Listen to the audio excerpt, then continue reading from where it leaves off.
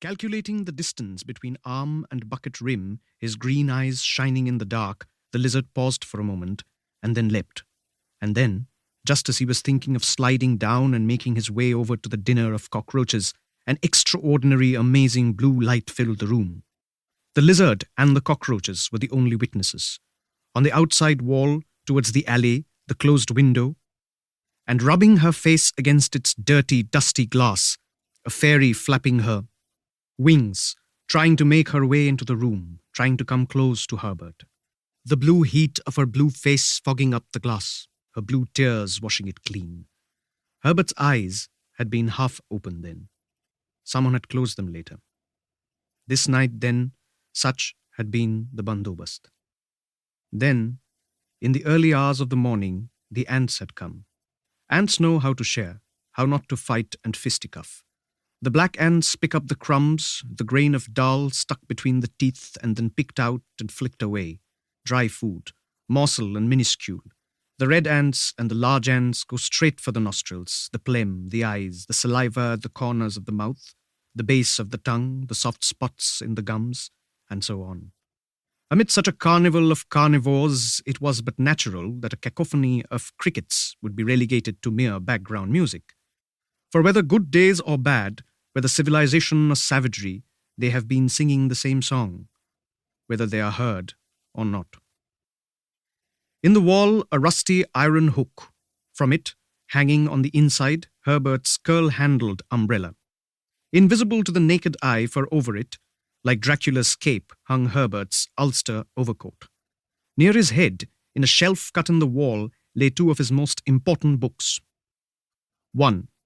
Mrinal Kanti Ghosh Bhakti Bhushan's Accounts of the Afterlife. Revised and enlarged, 2nd edition. Price, 2 rupees only. Upon closer examination, the book appears to begin at page 171. So the first thing you see is a photograph of Maharaj Bahadur Sir Jyotindra Mohan Tagore, KCSI, and beneath it the information that on 14th January 1908, aged 77, he left this world for the great hereafter, and then the book began thus. Wrote, Mother, I have troubled you a lot. Forgive me. I too have suffered, but now I am finally resting in peace. Then, after writing many more such things, Sheep Chandra's wife burst out of a trance. She began to weep for her daughter, etc. 2. Kalibar Bedantobagish's Mysteries of the Afterlife.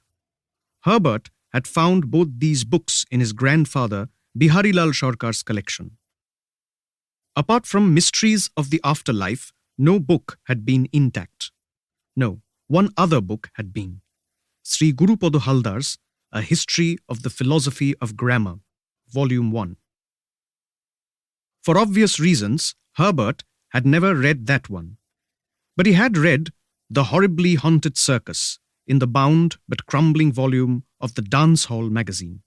From that, he had gathered the out-knowledge that the nicknames of the two actress sisters, Shuchinta and Shukumari, had been Shuchi and Bhudi, respectively. That Srimati Shushila Sundari would play at Professor Bose's Grand Circus, and the two other actresses, Hiranmoyi and Mrinmoyi, alias Bhuti and Bhoma, resided at Beedon Street.